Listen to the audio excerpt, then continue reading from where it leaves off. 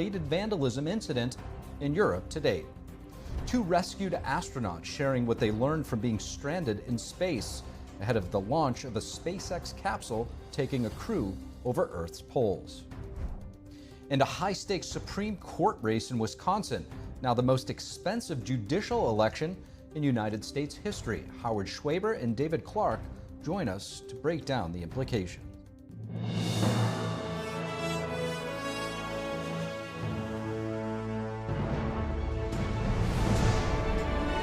This is Capitol Report, live from our global headquarters in our nation's capital. Here's Steve Lance. And President Trump signing an executive order to target price gouging for live shows. This with Kid Rock also in attendance. He also doubles down on his upcoming reciprocal tariffs and auto tariffs as the Wednesday rollout approaches fast. Joining us now live is NTD's White House correspondent Iris Tao. Good evening, Iris. So tell us about the executive order from today. Good evening to you, Steve. The White House tells NTD that today's executive order aims to protect fans from ticket scalping and bring common sense reforms to America's live entertainment industry. And President Trump today is joined by Kid Rock, who has been voicing support for the president and is there to explain why the EO is needed. Watch. Bots. You know, they come in to get all the good tickets to your favorite shows you want to go to, and then they're relisted immediately for sometimes a 400% or 500% markup. And the artists don't see any of that money. And specifically, according to a document obtained by NTD, this EO aims to direct the FTC or the Federal Trade Commission to work with the Department of Justice to ensure that there is competition laws enforced throughout the whole concert and live entertainment industry, and also to ensure that there is price transparency throughout the whole ticket purchasing process. Meanwhile, President Trump today also doubled down on his upcoming reciprocal tariffs to be announced formally at the Rose Garden on Wednesday. He says that he's actually taking a relatively kind and generous approach, while also emphasizing that he already gave American car makers a month-long break from tariffs to give them some time to import materials while not having to pay the tariffs much. Gave them a big break for a month. I didn't charge them anything, for a big month, for that first month. And they brought a lot of material into this country because they could bring it in without tariff. Cars are lined up for miles and miles. Some of them didn't have fenders on them. Some of them didn't have the roof on yet. They're driving it here brand new. They're driving it in because they want to avoid the tariffs. I let them have that. Meanwhile, there are reports that China, South Korea, and Japan are going to join together to respond to U.S. tariffs. But President Trump says today that he's not concerned about that move or the possibility that his tariffs are going to push some U.S. allies closer to China. Instead, he says he expects some countries to drop their tariffs in order to avoid reciprocal tariffs by the U.S. Steve. Iris, President Trump yesterday declining to rule out a possibility of running for a third term. We've seen a bill aimed at such a thing here introduced by Andy Ogles in the House of Representatives. What is he saying about this today? Sure. So yesterday, President Trump told NBC News that he thinks there are ways for him to run for a third term and that he's not joking about it. He did mention yesterday, too, that he's not actually looked into the specifics of that move yet. And today he repeated that claim to reporters, saying how he, quote, never looked into it and still he has got 4 more years. And he thinks he has been doing a great job throughout the past 100 days. Watch. The whole story about running for a third term. I don't know. I never looked into it. They do say there's a way you can do it, but I don't know about that. But I have not looked into it. I want to do a fantastic job. We have 4 years. And President Trump also confirmed that he might visit the Saudi Arabia, Qatar, and the UAE as early as next month, and that would be his first overseas trips in his second term now. Back to you. NTD's Iris Tao live at the White House. Thank you, Iris. And 17 Tesla cars were destroyed at a dealership in the country of Italy. This incident comes as protests erupting worldwide over the weekend, targeting Elon Musk and his role in downsizing the government via Doge. NTD correspondent Jason Blair has more. Organizers of the so-called Tesla takedown movement designated Saturday as a global day of action for demonstrations against Elon Musk's role with Doge. Elon Musk has got to go! Hundreds of protests were held in the U.S., Canada, and in Europe. Yeah! I'm an economist, and this is not about efficiency. This is about reducing efficiency. And there have been reports of Teslas being vandalized over the weekend and in recent weeks. A fire destroyed 17 Tesla cars at a dealership in Italy. Fire officials say that they are still investigating, but so far have not ruled out arson. Last week, a man was charged with felony arson for allegedly setting fire to Tesla vehicles at a body shop in Las Vegas, damaging 5 cars. And one final cautionary message for individuals who are contemplating similar attacks.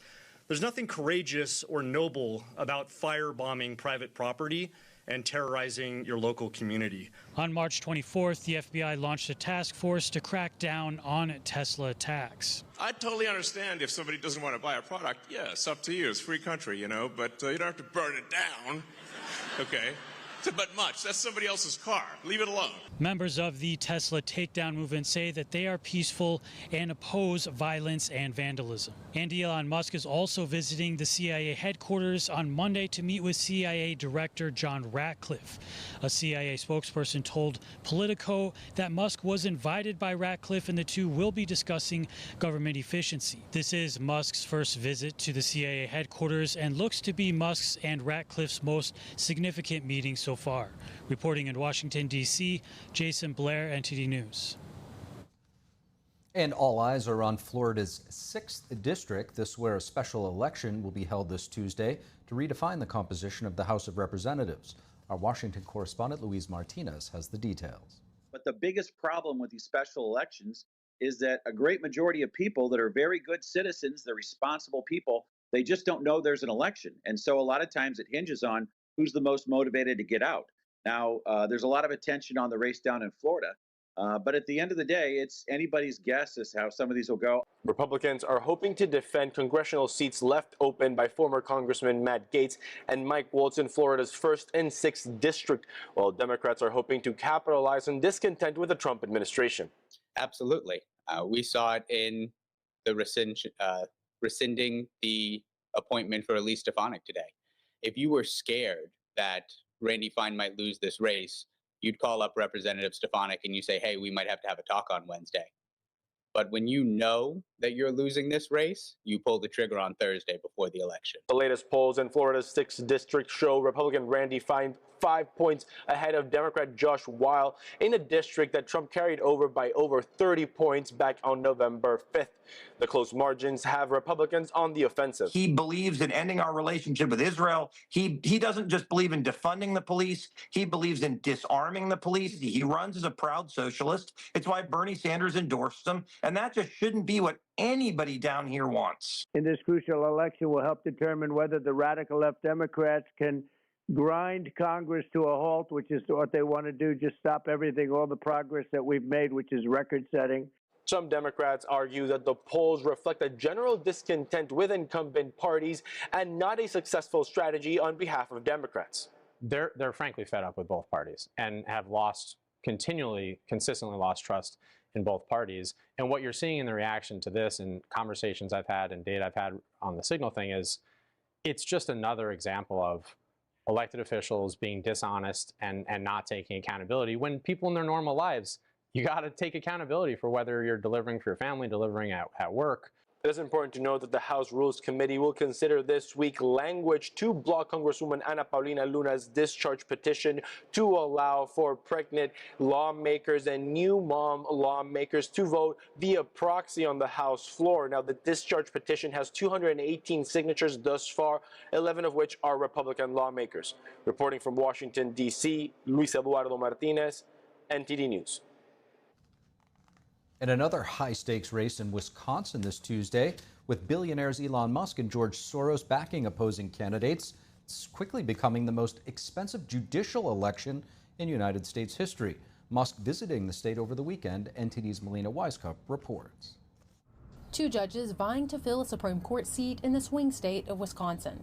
Republicans have been in control in Washington now for about 2 months, and this is going to be a chance to see whether they've got momentum or there's pushback.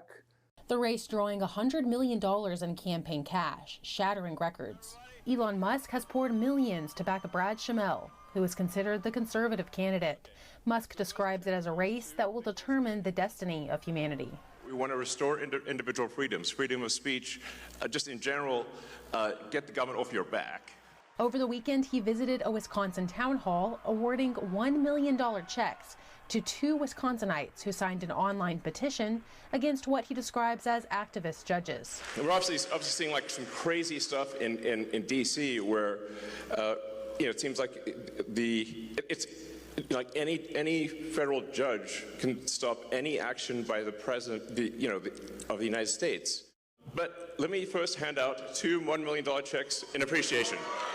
The checks came after some legal pushback. The Wisconsin Supreme Court refused to hear a last-minute petition from the state's attorney general to block the checks. I have groups on the outside that are helping my campaign, and I'm grateful for them helping to spread the message, but I don't control what they do, and I've made no promises to any of them. His opposition, Judge Susan Crawford, has gained support from billionaire George Soros and others. She says Musk's support means her opponent will lack independence on the bench. I think it really comes down to wanting to have judges who they can count on to defend the Trump administration's positions. The election is on Tuesday, and early voting is moving at a fast pace. Reporting from Washington, D.C., Melina Weiskup, NTD News.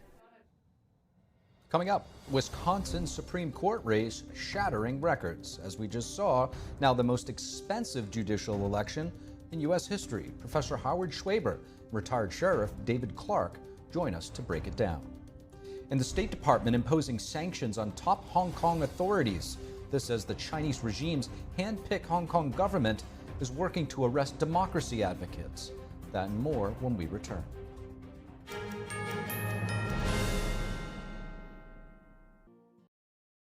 As we naturally age, many people are getting zero amount of this incredible and unique substance. That's when we start seeing an impact in our joints, skin, nails, and even our digestion. People ask me, Dr. X, what is the #1 supplement I should be taking? My answer is multi-collagen protein. People's reactions to me, people were like, what are you doing? What is going on? You look amazing. You have a glow about you. What makes Ancient Nutrition Multi-Collagen stand out from other brands? 10 types of collagen.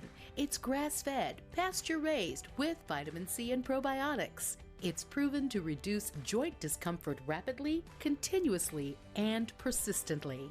It improves the appearance of crow's feet after 4 weeks and improves skin tone after 8 weeks. And it promotes hair thickness, growth, and a reduction in hair breakage. It has transformed everything from my hair. Like, my hair was starting to kind of just, come out, and I don't have that anymore. My skin feels amazing. Call the number on your screen and find out how to get a free bottle when you order, plus free shipping and our 30-day money-back guarantee. And as a bonus, we will include Dr. Josh Axe and Jordan Rubin's revolutionary book, Multi-Collagen Makeover, free with your order, plus free shipping and free returns. I have implicit trust in Dr. Axe because the plan worked. I am living proof of it. This is the collagen protein that is backed by clinical studies. It's what my family uses, it's what I use, and I know you're going to benefit in a big way as well. Love the results or get your money back. This special TV offer is not available in stores. Call the number on your screen or go online now.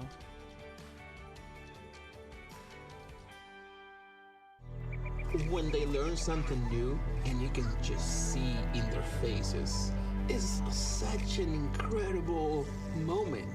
It's those moments that are my favorite.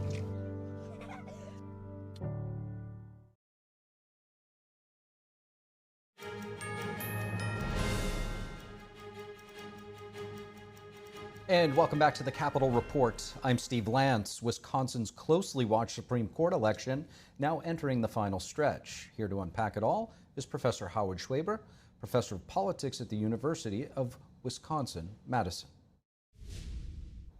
Professor Howard Schweber, thank you so much for joining. Oh, thanks for having me. It's great to have you with us. Professor, the Wisconsin Supreme Court race has become literally the most expensive judicial election in United States history. This with over $73 million spent, projections approaching now $100 million. If you could, tell us a little bit about the significance of this race and what do you think is driving the attention? Sure. So the important thing, I think, is that this race is no longer a state race. It's become nationalized. This is a pattern that we're seeing around the country in state races and especially state judicial races. So for the first months of the race, it was between the two candidates arguing about issues that matter for the Wisconsin Supreme Court, like abortion and crime. But then Elon Musk jumped in. And in the past few weeks, this has become a national referendum on President Trump and by extension, or Elon Musk and President Trump together. And that has changed everything. The reason the stakes are so high is, first of all, Wisconsin is a battleground state. And one of the issues the new court might take up is gerrymandering of congressional districts. This is a bit of a long story, but the short version is that Wisconsin has a very, very gerrymandered system. In the last congressional election in 2024, there were 1.7 million votes cast for Republican candidates and 1.6 million, in other words, very, very close to 50-50 for Democratic candidates, but the outcome was a 6-2 advantage for Republicans. So it's a very gerrymandered state that Republicans rely on that gerrymander to keep Wisconsin, and in turn, they rely on Wisconsin as one of the battleground states in elections. So in that sense, potentially the national political stakes are very high. Second, the stakes have become very high insofar as this is now publicly viewed, and I think rightly so, as less an election about Wisconsin than a referendum on Trump and the Trump administration's policies. And then the third reason, and this goes back to the 2023 judicial election, which was at the time the most expensive judicial election. It had the highest turnout for an off-year judicial election in Wisconsin history, especially youth turnout, which is that the actual issues are significant. So the gerrymander is one of them. Abortion is another. One candidate is staunchly pro-choice, and the other candidate is staunchly pro-life. And of course, since the Supreme Court has declared that the U.S. Constitution no longer addresses the question of abortion rights, the state constitutions are where these issues will be worked out. In 2023, by one vote, the court switched from a conservative majority to a liberal majority. It is possible that in this election, if Mr. Schimmel wins, it will switch back to a conservative majority. There are elections coming up in 2026, 2028, 2029, and 2030. And it's possible that in each one of those elections, the ideological majority of the Wisconsin Supreme Court will flip. It makes the race a matter of national interest, and it means that this pattern we're seeing of enormous spending, especially outside spending, and massive television campaigns is likely to continue. To your point, Elon Musk inserting himself into this race, sort of emulating some of the things he was doing in the general election leading up to in Pennsylvania. Exactly. How big of an impact do you think he might have, and what does it sort of say that he is, in fact, inserting himself into this otherwise race that we probably wouldn't be talking about? Well, it should be pointed out that Musk has a personal business interest here. There's a Wisconsin law that prevents car manufacturers from operating dealerships. That prevents him from opening Tesla dealerships in Wisconsin. He would like to see a conservative Supreme Court strike down that law so he can open dealerships. So there's a straightforward personal business interest involved, but primarily he's here representing Trump. Now that the race is seen as a referendum on Trump or Musk, that's different. Everyone has an opinion about Trump or Musk. It may not be a well-informed opinion, but everyone has an opinion, to be sure. So this may be a hugely mobilizing factor, and it can mobilize in either direction. At the end of this, we're going to look back, I think, and say one of the two campaigns made a terrible strategic mistake in making this a campaign about Trump rather than about the court itself. Now, the Milwaukee Journal-Sentinel, a newspaper there out of Wisconsin, is saying that out-of-state money is making up a significant portion of funding for both candidates. Roughly 77% for Susan Crawford's donors are from outside of Wisconsin, compared to 15% for Brad Schimmel. I just sort of want to get your thoughts on at what point, whether it be this race or other elections, does the money come into question in terms of election interference? Well, So the fact, I mean, here we get into a whole series of Supreme Court decisions over a period of years. And the short version goes like this. The fact of spending money by its nature cannot be suspect. Philosophically, politically, personally, I think a lot of us feel that spending this much money, this much outside money in an election has a sort of distorting effect. But legally, there's no mechanism for restricting it. And those rules against coordination are fairly meaningless. For example, the numbers you just cited from the Milwaukee Journal Sentinel, I don't think they included expenditures like Musk's PAC, which is not donating money to the candidate, but rather spending money on its own, holding events and handing out $1 million checks. On the other hand, there comes a point where it's not clear how much difference money can make. This is about turnout, and it's about mobilizing the base and mobilizing already motivated voters. And money can help with that, to be sure. But I think at this point, we've probably reached the point where adding more money probably doesn't have very much effect just because there is so much money sloshing around in the race already. Professor Howard Schweber, appreciate you joining us to share your opinion. Thank you. Thank you. And joining us to offer a different perspective on the Wisconsin Supreme Court election is David Clarke, former sheriff of Milwaukee County in Wisconsin. Sheriff David Clarke, thank you so much for joining. My pleasure to be on with you. It's great to have you with us, Sheriff. This Wisconsin Supreme Court race becoming the most expensive judicial election in United States history. This with over $73 million spent, projections now approaching the $100 million mark. Talk to us about the significance of this race and what's driving so much attention. Yeah, there's a lot resting on this. There's some in-state issues, Wisconsin's highest court, and then there are some national issues. The in-state issues are things like voter ID, which is constantly being challenged, Act 10, which is a bill that took collective bargaining rights away from the public sector unions. The private sector unions in Wisconsin don't have collective bargaining. And this led to hundreds of millions of dollars in budget reductions for communities all across the state of Wisconsin. The national issue in this race is over the drawing the district boundaries for the congressional maps. As you know, your viewers know, every 10 years, get a chance to redraw the maps with the party that's in power. Well, that's by the Republicans right now who control the legislature. However, the liberal wing of the state Supreme Court, when it was 4-3 in the hands of the liberals, they said that the district boundaries were unconstitutional. So the legislature got together with the governor, and the courts told him work it out. And the governor drew the maps that are in place right now. A Democrat governor, Tony Evers. So if anybody wants to claim that the congressional district boundaries are gerrymandered, it was drawn by a Democrat. So that's what's at stake, because the winner, it's 3-3 now. The winner, whether we get a conservative with Brad Schimmel or a liberal justice with Susan Crawford, will start to determine some of these issues going forward. Now, Elon Musk's involvement in this race is garnering a lot of national attention. He's taken a strategy similar to what he did in Pennsylvania there. Talk to us about what type of impact you think Elon is having in Wisconsin, and what does it sort of say about him inserting himself into this race? Well, time will tell, but I find it interesting that people want to focus on the fact that Elon Musk has become active with his money in this race. It's all legal, but the fact is that Susan Crawford, the liberal justice here, has outraised the conservative justice 2-1.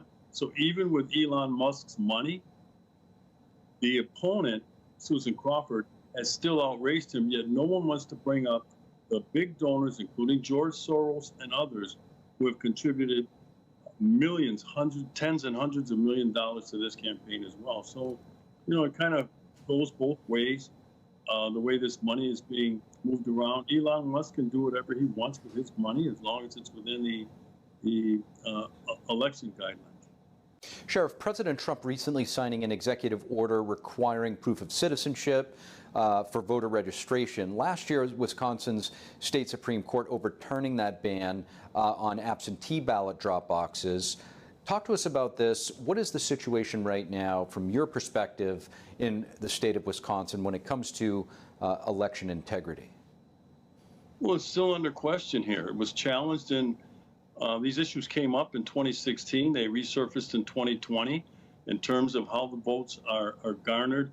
The voting times, for instance, were different across different voting sectors in the state of Wisconsin. So we don't really have anything uniform, which is what we need. And then what devices are being used and then how the votes are counted and tallied at the end. But what I want to point out, too, that it's very important here, the Democrat Party nationally sees an opportunity. I'm not saying they're doing anything wrong, but they see an opportunity to flip the Congress by changing the congressional maps in favor of the Democrats, and it could flip 2 or 3 different congressional seats here in the state of Wisconsin into the hands of the Democrats. Now, normally, this kind of stuff is done at the midterms when you try to win a congressional map, but they want to start ahead of that, not wait for the midterms, and they want to try to do it by a judge, an activist judge, gerrymandering, or at least contributing to gerrymandering the voting districts here in the state of Wisconsin. Like I said, and this is important to bring up again, that the current maps that are in place, if the Democrats want to claim that they're gerrymandered, they were drawn by a Democrat governor. Sheriff David Clarke, really appreciate you joining us. My pleasure. And U.S. Attorney General Pam Bondi today announcing that the Justice Department is dismissing its Biden-era lawsuit challenging Georgia's Election Integrity Act of 2021. The widely publicized lawsuit accused Georgia of intentionally suppressing black voters' vote. Bondi said in her news release, quote, "The Biden administration fabricated an untrue narrative following the passage of Senate Bill 202 and sued the state of Georgia, claiming without evidence that the SB 202 was an intentional scheme to depress the black vote." Bondi also said, quote, "Black voter turnout actually increased under SB 202. In a press release today, Governor Brian Kemp welcomed the news. Coming up, the U.S. deporting more alleged gang members to El Salvador. This as the Trump administration is facing legal pushback over the imposition of a wartime law. Retired DEA Special Agent in charge, Bill Bodner, will join us live to assess. And the State Department imposing sanctions on top Hong Kong authorities. It's as the Chinese regime's hand-picked Hong Kong government is working to arrest democracy advocates. That and more when we return.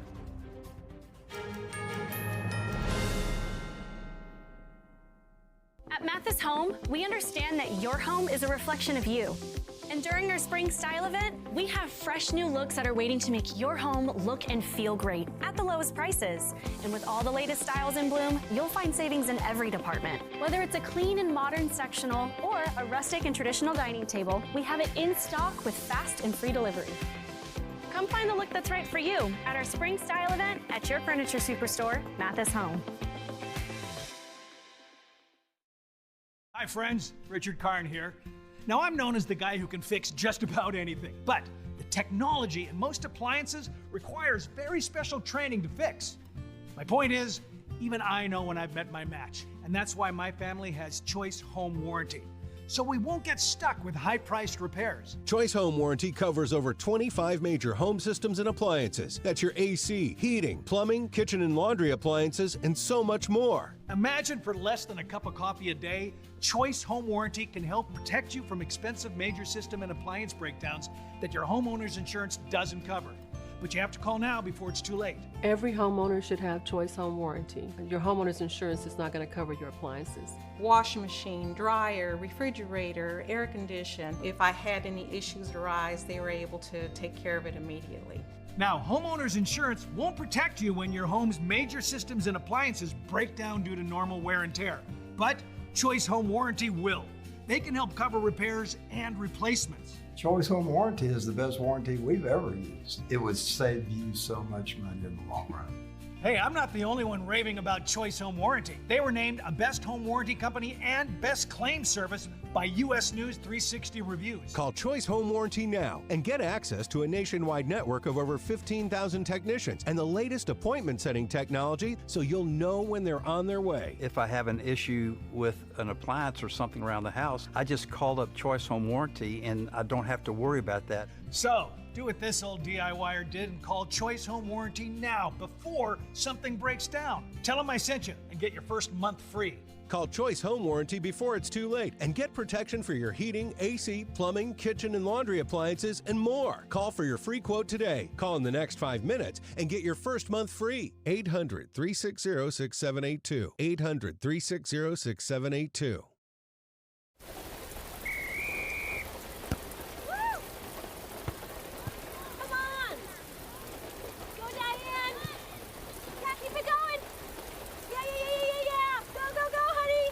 If you love them enough to drive an hour to cheer them on as they get beat 11-0 in the rain, then surely you'll check nhtsa.gov/the right seat to make sure they're correctly buckled in the back seat. Throw that ball, Diane. Woo! You got this.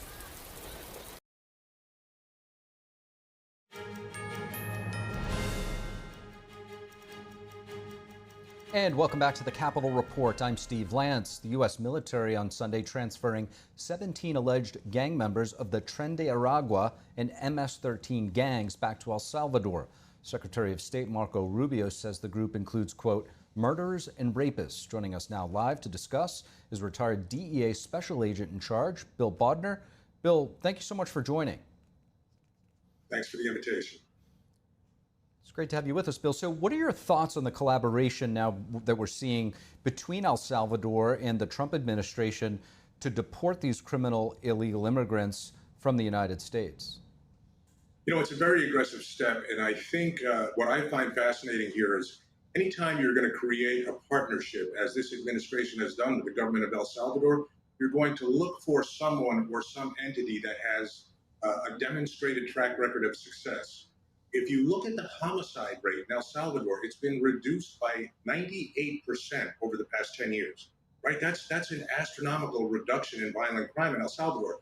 So obviously this administration is curious how they did this. What tools have they used? What tools could we use here in the United States to kind of turn the corner on violent crime?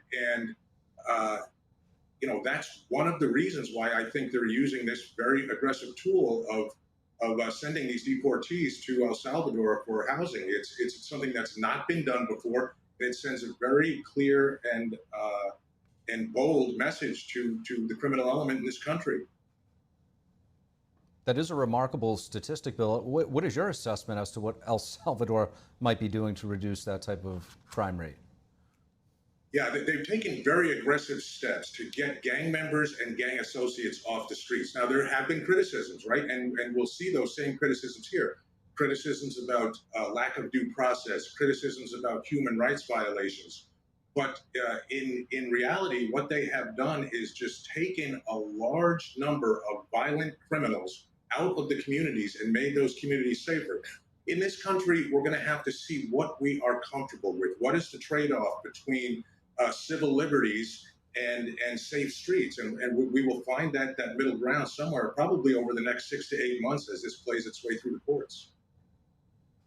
Now, shortly after assuming office, again, President Trump signed an executive order designating groups like Tren de Aragua and MS-13 as foreign terrorist organizations. How does this designation affect the government's ability to target and dismantle these cartels and essentially dismantle the drug trafficking that's coming into the U.S.? Yeah, it's an incredible tool, right? We need more tools in our toolbox. And I often tell a story of, I think it was 2019 during Trump's first administration. He sent out a tweet, and that tweet said something to the effect of, maybe it's time we designate these drug cartels as foreign terrorist organizations. The cooperation DEA got in Mexico as a result of that tweet increased tenfold, right? That's what a powerful tool just the threat of making these drug cartels terrorist organizations was. And we've seen that again recently, right? The cartels were designated as terrorist organizations, also, as you said, MS-13, TDA. And now, what did we see? We saw 29 or almost 30 fugitives that the United States has been trying to get out of Mexico, some for almost 40 years. We saw them delivered to our doorstep. And we're seeing a tremendous change in the way this country addresses drug trafficking crimes and violent crimes. The threat of the U.S. military is the big piece of this. Most of the other tools in terrorist designation to be quite honest, in my opinion, already existed in one place or another within the federal government. For instance, seizure of assets related to crimes, enhanced surveillance capabilities, etc. Yes, those are tools. Those are not at the level of the threat of military activity. I think it's that threat of military involvement that's bringing foreign governments to the table and will really help us accomplish our goals in this fight against fentanyl and drugs. Now, Homeland Security Secretary Kristi Noem just finished up a trip to Latin America last week. While she was in El Salvador, she filmed a social media clip of herself speaking at a prison where all of these alleged Venezuelan gang members have been held. I want to play a clip and get your thoughts. First of all, do not come to our country illegally. You will be removed and you will be prosecuted. But know that this facility is one of the tools in our toolkit that we will use if you commit crimes against the American people. Bill, really a remarkable image there. I've never seen anything like it. What kind of message is she sending here? I think it's a PR move, and I think it's actually a very needed message right now. What this is saying is, let's turn off immigration at the spigot. Don't come here. Know that this is what's in store for you. Know that this is what's in store for you if you're going to attempt to enter the United States illegally. Looking at that prison in El Salvador, I'm sure people see that, and that's someplace they definitely don't want to go. That's something they don't want to be a part of. And maybe it impacts people's decisions either about their conduct here in this country, those who are already here, or about the decisions of people who are involved in MS-13 or Tren de Aragua, the decisions they make to travel to the United States and further criminal activity here. Maybe they're taking a different approach or having a different thought now after seeing that. Communications 101, Bill Bodner, retired DEA special agent in charge. Thank you so much for your insights. Thank you. And as tensions with China continue to escalate, Defense Secretary Pete Hegseth returning from Japan with a clear message. The United States doubling down on deterrence and deepening its military ties with Japan. To break down what this means, we're joined by Captain James Fennell, retired U.S. Navy intelligence officer. Captain Jim Fennell, thank you so much for joining. Thanks, Steve. Great to be with you. It's great to have you with us, Jim. So, Defense Secretary Pete Hegseth traveled to Japan last week to meet with his Japanese counterparts, stopping over in Hawaii as well along the way. How do you interpret his statement on America's increased readiness to establish deterrence, as well as how this might be implemented in practice? Well, the visit overall in Japan, throughout the region, but specifically in Japan, was very significant in the sense that he went there at a time of, doubt, I guess, internationally about America's commitment to its allies and partners that you continually hear in the mainstream media. But Hegseth was very, very, very clear that America first is not America alone. He also happened to be there at the time of the 80th anniversary or the commemoration of the Battle of Iwo Jima, where over 26,000 Americans and Japanese died during World War II over 80 years ago. And he talked about something that I don't think has gotten a lot of attention. He talked about the warrior ethos. And Hegseth has talked about warrior ethos inside the United States Department of Defense and how he wants to restore that.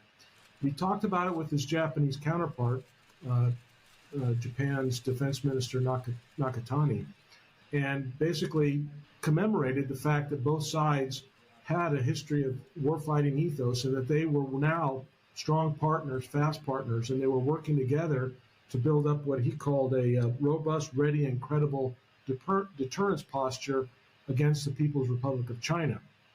So this is, in language for a defense minister, Secretary of Defense, it's kind of strong that somebody would come out and talk like this.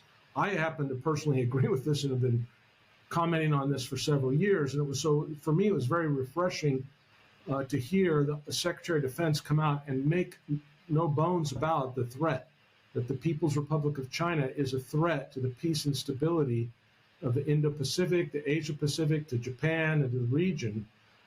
And that's very good, because if we don't call out the threat, then we don't prepare for the threat. And so that's been a problem that we've had as a nation and he talked about that the alliance was more critical than ever, and he put a sense of time into it. In essence, the PRC is driving this issue with how aggressive they've been in the last 4 years with their operations. And I was also pleased to see that Secretary of Defense Hegseth and the Japanese both talked about that our cooperation together was really the centerpiece was Taiwan, and that if Taiwan was to fall, this would affect both Japan's national security and the United States' national security.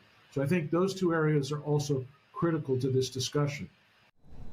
Now, this base that was set up in Japan is being called a warfighting base. What message might that send to the CCP, who's really otherwise over the past decade really been running roughshod in the South China Sea? And what does this increased U.S. deterrence mean and signify in terms of this moment in history?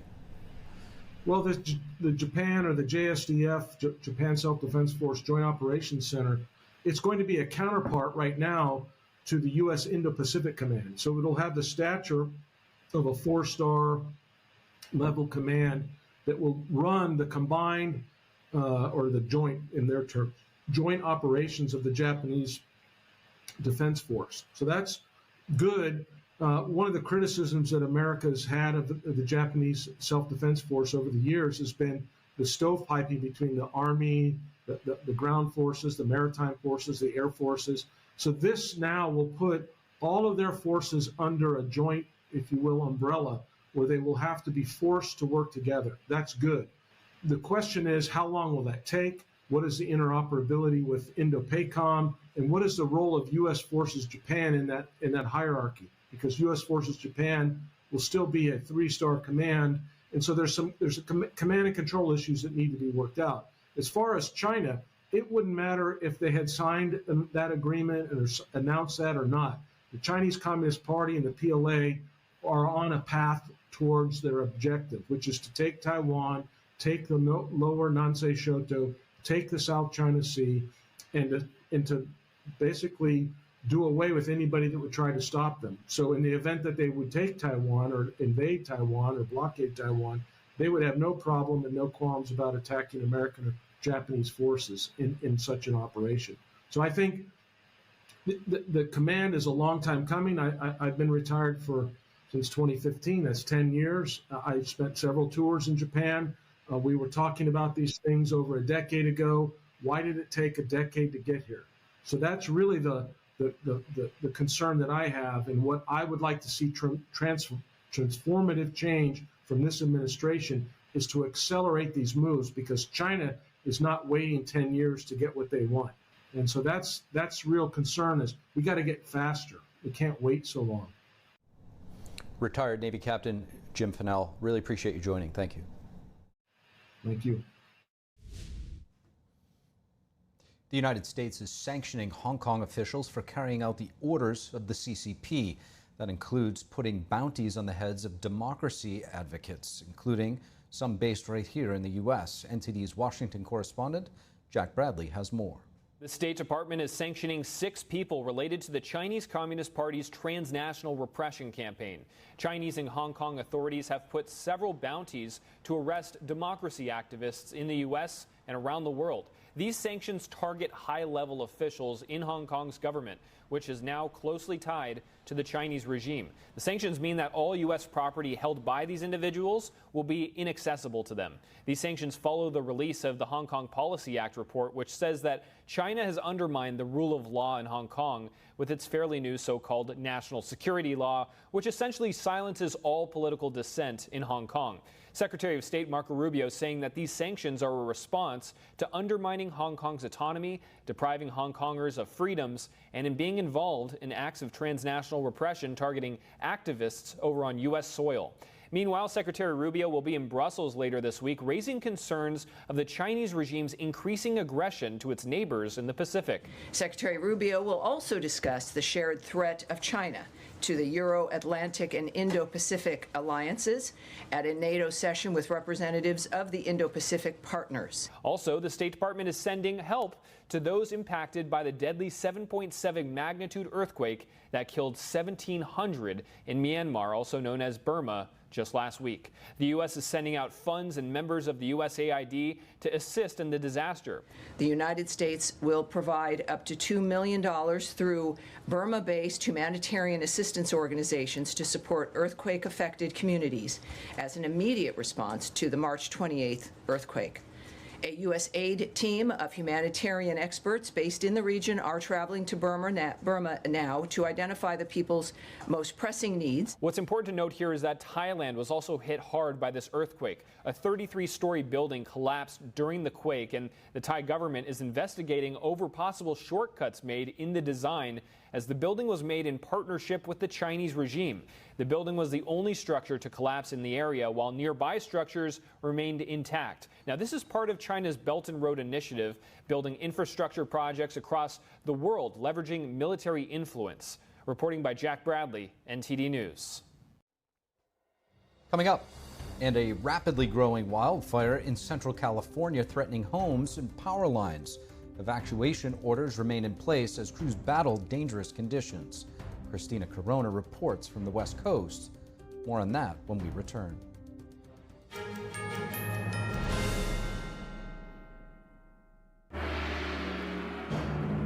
What has lasted 5,000 years was once almost lost.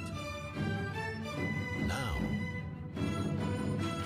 the world awaits the divine culture's return.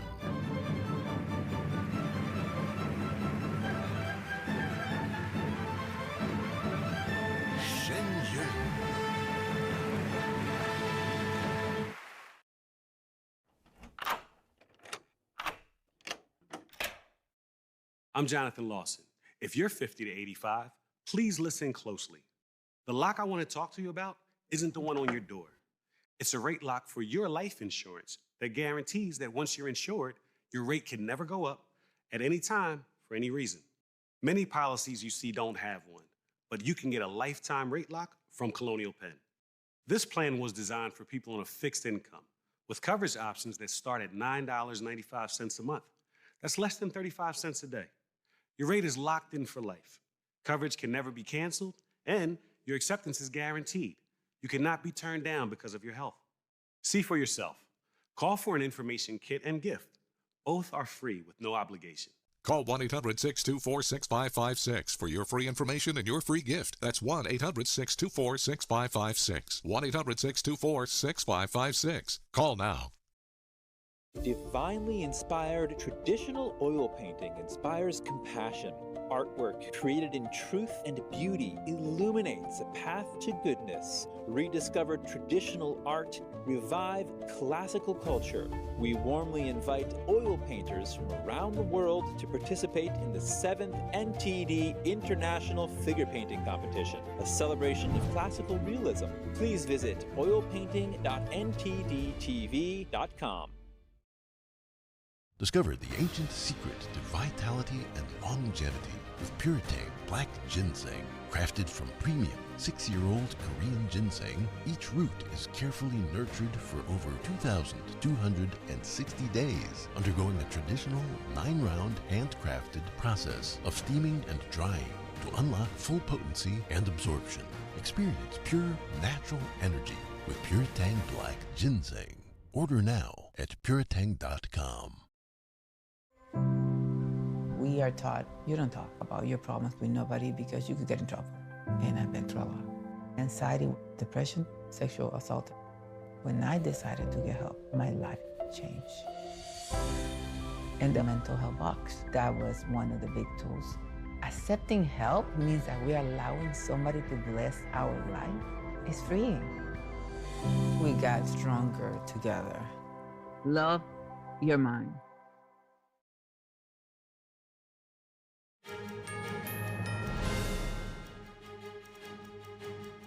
And welcome back to the Capitol Report. I'm Steve Lance. The USAID team heading to Myanmar following Friday's deadly 7.7 magnitude earthquake. More than 2,000 people now dead, nearly 4,000 injured, and roughly 300 still missing. The United States will provide up to $2 million through Burma-based humanitarian assistance organizations to support earthquake-affected communities as an immediate response to the March 28th earthquake. Our disaster experts, including those based in Bangkok, Manila, and Washington, D.C., continue to monitor the situation with coordination with U.S. government counterparts in the region. The first 72 hours after an earthquake considered to be the golden window to rescue lives and victims that could still be caught under the rubble. Friday's earthquake was the most powerful to hit Myanmar since 1912. It sent tremors as far away as Thailand and other parts of China. Foreign aid and international rescue teams reportedly arriving in Myanmar, but civil war in the earthquake's impact zone, wrecked roads and communication blackouts reportedly hampering those efforts. The U.S. Geological Survey estimates the final death toll could rise above 10,000. And another fast-moving wildfire forcing evacuations, this time in Central California. The Silver Fire has burned over 1,000 acres as strong winds, ground firefighting aircraft, and complicating containment efforts. NTD's Christina Corona has the latest. A fast-moving vegetation fire forced evacuations in part of Inyo and Mono counties in Central California on Sunday. According to CAL FIRE, the Silver Fire erupted around 2:11 p.m. near Highway 6 and Silver Canyon Road, just north of Bishop, close to the Nevada state line. As of Monday, the fire has scorched 1,250 acres. Evacuation orders were issued Sunday for Laws in Inyo County, Chalfant in Mono County, and the White Mountain Estates neighborhoods. By 4 p.m. Sunday, CAL FIRE San Bernardino reported that the Silver Fire crossed Highway 6, threatening multiple structures and power lines. Highway 6 remains closed for nearly 30 miles. By 8 p.m., the blaze had burned more than 1,000 acres. Strong winds with gusts up to 35 miles per hour fueled the fire, creating hazardous conditions that grounded at least one air attack and 2 tankers, making the containment efforts more challenging. As of Monday, evacuation orders remain in place. CAL FIRE warns of an immediate threat to life and has issued a lawful order to leave the area, which is closed to public access. The National Weather Service has issued a high wind warning for parts of Central California from 8 a.m. to 9 p.m. Monday. The cause of the blaze is still under investigation and remains 0% contained. An evacuation center has been set up at Bishop Senior Center in Bishop. Reporting from the city of El Monte, Christina Corona, NTD News. And with severe weather sweeping across the United States, claiming lives and knocking out power, NTD's data reporter Kevin Hogan is tracking the storm system, including the extent of the damage and where it could be heading. In terms of the power grid, over 400,000 people are without power, and this is as of 2 p.m. That storm system knocked out power mainly in Michigan. Those Michiganders hit very hard, also Wisconsin, Indiana. This is according to poweroutage.us. We're going to see their state-by-state breakdown in just a second, but it's just not the power alone. It's actually the loss of life that this storm system has brought with it, and that severe weather has claimed the lives of 2 people in Indiana. A semi-truck was blown over with 80-mile-an-hour winds. An Amish buggy was also claiming life in each instance. A total of 6 lives lost throughout all the Midwest here in this storm system. A person in Oklahoma and 3 in Michigan. Our hearts go out to the families who have been affected by this. And the power outages right now, they're still going on. I mean, the storm system is moving eastward. So you could see earlier Alabama had a little bit more of an outage, but now Georgia is facing that. So again, you're looking at the state-by-state breakdown according to poweroutage.us, and that's Michigan with over 300,000 people without power. So hit really, really hard. Wisconsin, over 45,000. Indiana, California, and also Georgia, like I mentioned, over 10,000. And some of the areas that had the biggest were up here in the Sheboygan area, and then also down in Cass County, Michigan, and even Forest County, Wisconsin. So just hit really, really hard up near the border with Canada. And now you also had some tornado warnings that were in Alabama, but those now have been called off. So you don't have to worry as much. I mean, still very severe weather, but these thunderstorms are expected to go all throughout this East Coast later on today and throughout the evening. So you have to be very, very careful and be prepared. Back to you. And after being stranded in orbit for nearly 9 months, 2 NASA astronauts today answering questions about what they learned from their mission.